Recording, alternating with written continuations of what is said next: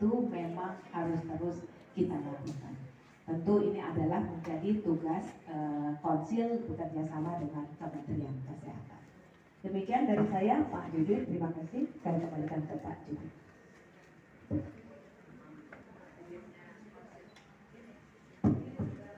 Terima kasih Bu Kadek.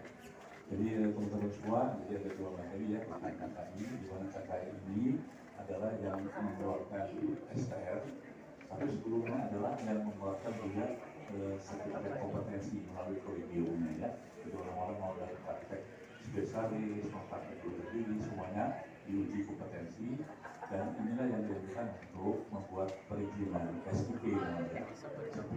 Kemudian juga melalui KKI juga dilakukan pengisian kecukupan perizinan satuan profesi Bu ya, yang nanti digunakan untuk kelengkapan dalam SIP itu. Ya. Nah, terus yang kedua dari kasus sudah disampaikan. Nah, silakan mungkin ada waktu kita berdiskusi, jangan melebar-lebar dari fokus kedua hal tadi. Dan apa yang disampaikan oleh Bu Adil sebagai ketua KKI dapat disampaikan ke masyarakat dan menjadi pemahaman secara keseluruhan. Jadi kalau ada kasus, pokoknya masyarakat mendengar atau boleh melaporkan ke kita yang berkaitan dengan etika profesi tenaga medis maupun tenaga kesehatan dan akan kita proses. Silakan. Tolong lanjutkan Pak Butoro. Ya, selamat. Kan nama dan dari media mana? Terima kasih. Selamat siang. Izin saya adalah dari Detikkom. Ada dua pertanyaan, Bu Adi. Mungkin yang pertama dengan maraknya beberapa kasus laporan kekerasan seksual ini, apakah nantinya akan ada pertambahan persyaratan untuk mendapatkan surat tanda registrasi begitu sebelum akhirnya menunjukkan juga untuk mendapatkan SIP. Nah, yang kedua, sekarang kan STR berlaku seumur hidup. Nah, dengan adanya temuan kasus kekerasan seksual, apakah akan ada pengkajian ulang untuk STR ini tidak lagi berlaku seumur hidup, tapi dipersyaratkan 5 tahun sekali atau 3 tahun sekali, tergantung dari hasil evaluasi etik beberapa dokter begitu ya. Nah, ini bagaimana? Nah, kalau mungkin harusnya ada dari pihak kolegium gitu ya.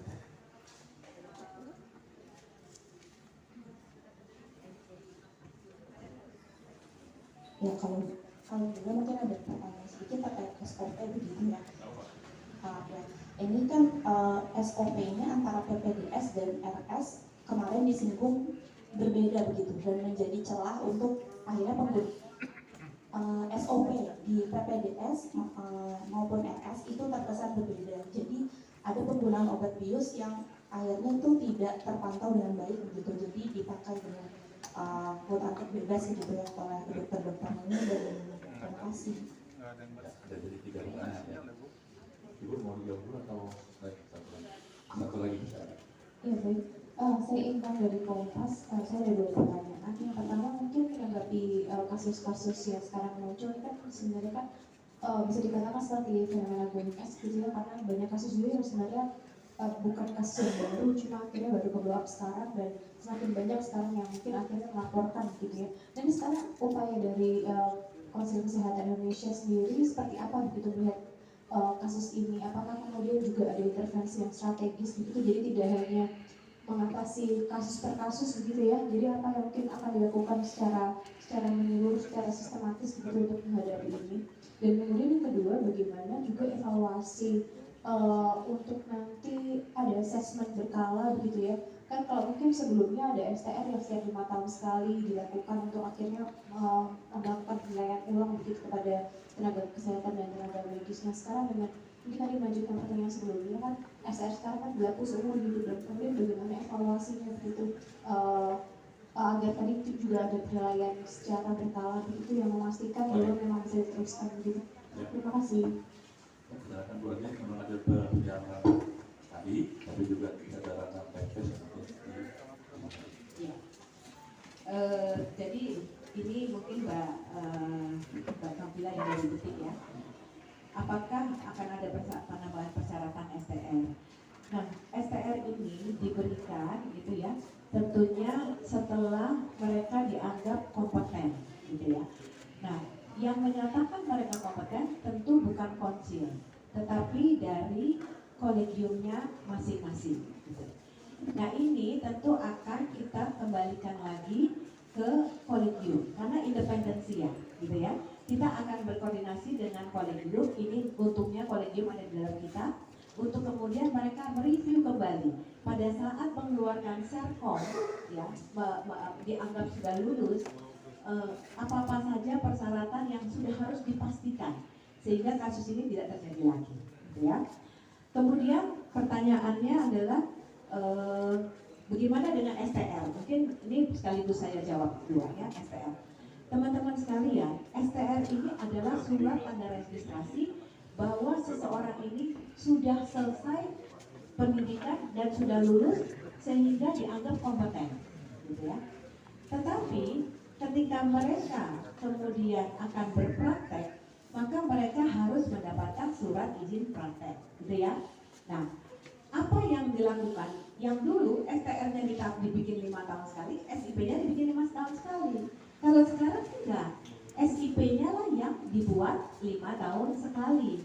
Karena kenapa?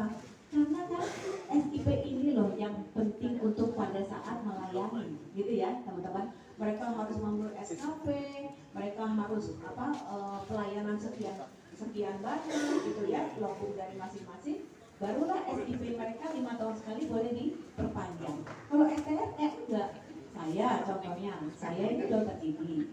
Saya pertama kali saya selesai, saya udah kompeten dong sebagai dokter gigi. Saya sudah mendapatkan STR. Tapi karena pekerjaan saya tidak lagi melakukan praktek, apakah kemudian saya boleh berpraktek? Nggak boleh. Dulu waktu awal karena baru dapat STR, baru lulus saya boleh praktek. Tapi sekarang saya sudah lebih dari 5 tahun saya tidak berpraktek, maka saya mengajukan SIP itu tidak bisa, teman-teman. Saya harus uji kompetensi lagi, memastikan skill saya bahwa saya mampu, baru saya mendapatkan SIP, gitu. Jadi teman-teman nggak usah khawatir dengan STR seumur hidup ini, karena yang nanti pegangan saya pada saat berpraktek adalah SIP. Nah, SIP ini pada saat memperpanjang, kita akan meminta masukan dari vaskes di mana dokter ini atau tenaga kesehatan ini bekerja, gitu ya. Karena apa?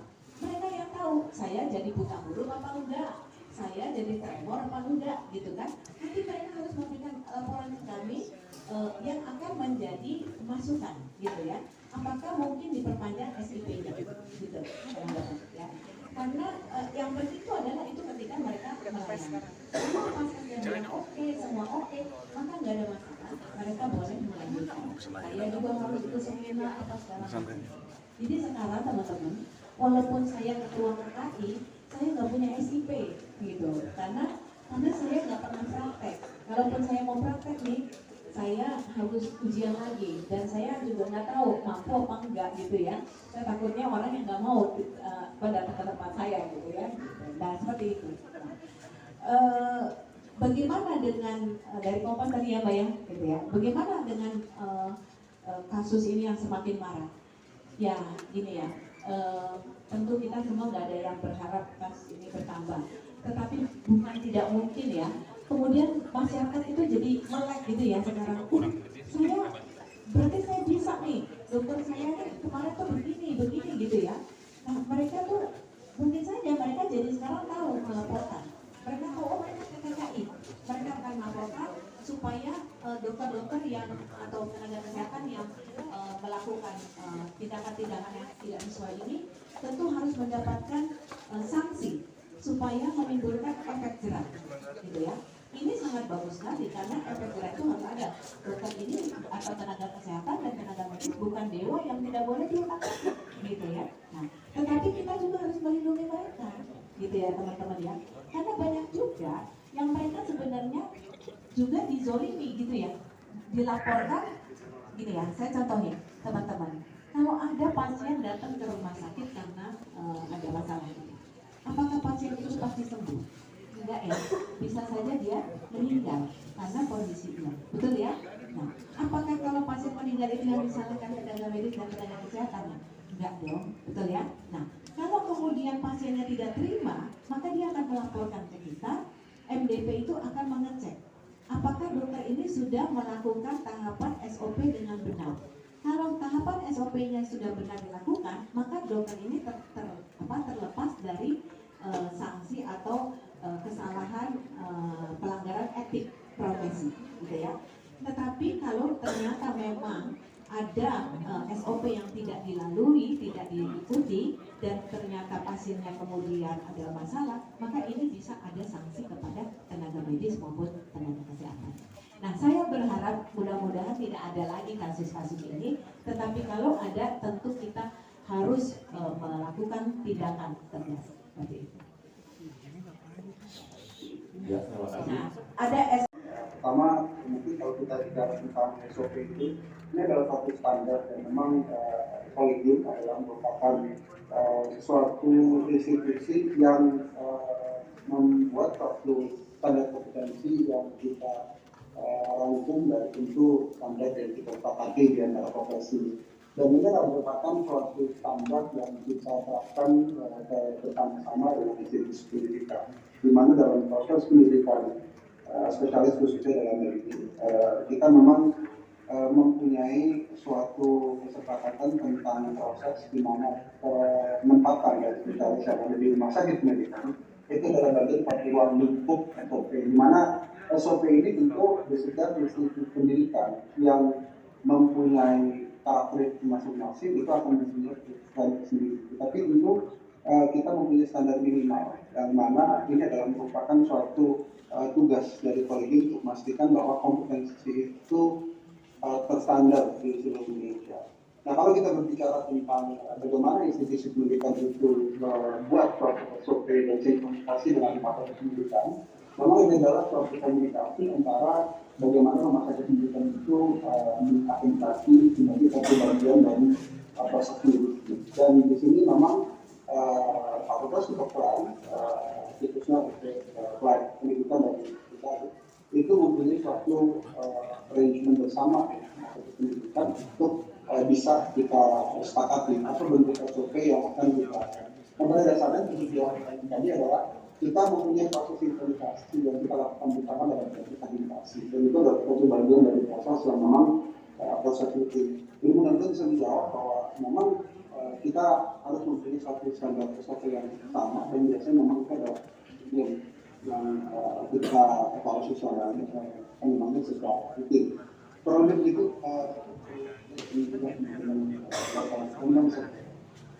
Terima kasih. Jadi seharusnya Pak. Ini kita di sini juga yang Zoom gabung ada Dr. Ivan sebagai ketua kolegium Objin ya, karena menyangkut Objin kemarin, dan ada Dr. Reza ketua kolegium anestesi. Jadi teman-teman juga bisa ya. Ya, silakan. Ya, jadi masalah namanya SOP ya. Harusnya SOP itu sama ya. Karena Collegium Objin itu membuat standar operasi prosedur yang sama seluruh Indonesia. Kemudian pendidikan anestesi juga harus sama, karena produknya akan sama. Nanti kita akan coba evaluasi bedanya di mana, gitu ya. Baik, saya kira untuk STR seumur hidup sudah final, banyak ini merupakan perubahan yang sudah kita lakukan selama ini, gitu ya. Ini ada Dr. Reza karena beliau ini juga di RSHS, beliau juga ketua kolegium anestesi. Dr. Reza, ini ada pertanyaan kenapa katanya SOP PPDS ini berbeda antara di institusi pendidikannya dengan di RSHS. Nah kan karena kejadiannya di anestesi dan di RSHS gitu. Nah bisa bantu dan ditambah lagi keterangan Dr. Ivan. Monggo Dr. Reza. Terima kasih Ibu Ketua. Assalamualaikum warahmatullahi wabarakatuh. Ini kepada Bu Ketua dan juga pada seluruh jajarannya dan juga di sini para wartawan gitu ya. Jadi gini, jadi yang namanya SOP,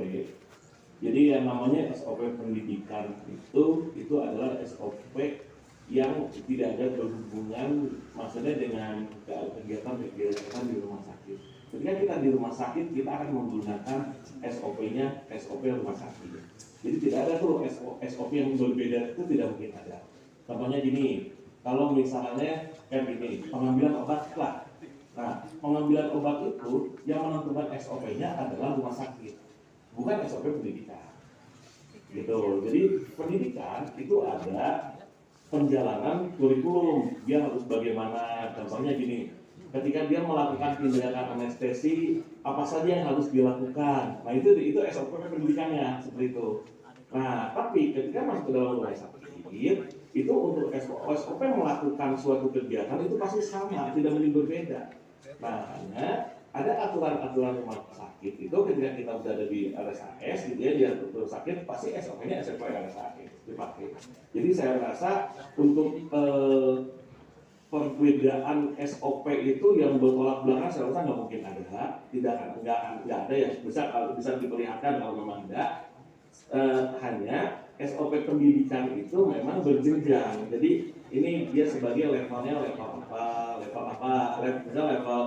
pertama lah baru masuk. Oh tugas dia sebagai observer aja. Apa yang harus dilakukan observer adalah begini. Nah ketika dia naik level supervisor, apa yang dilakukan supervisor pasti lebih tinggi. Nah itu ada SOP-nya yang berbeda. Nah ketika melaksanakan di rumah sakit itu ada SOP-nya. SOP rumah sakit adalah untuk melakukan tindakan anestesi yang harus disiapkan adalah persiapan obatnya, persiapan alatnya, semuanya itu tuh ada. Dan yang dilakukan adalah ini yang harus dilakukan.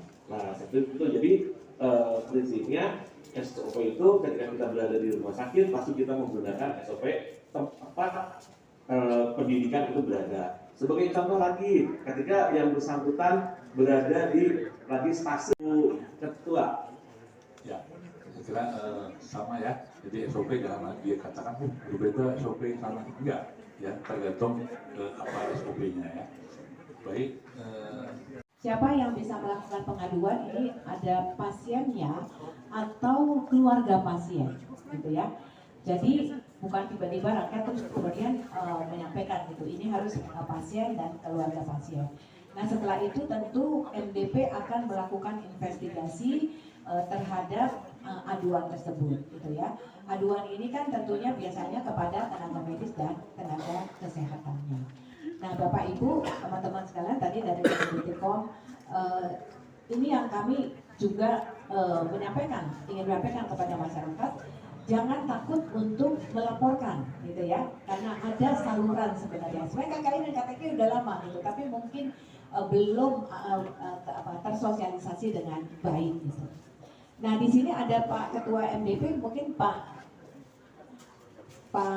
Sudoyo bisa menambahkan. Pak Sudoyo. Jadi Pak Sudoyo ini ketua majelis disiplin profesi ya. Ada nggak ya beliau? Coba di kontak ada. Atau sambil menunggu cukup jelas ya? Cukup ya? Oke, cukup ya. Bisa Nah, jadi ada ininya ya, ada SOP-nya, ada mekanismenya.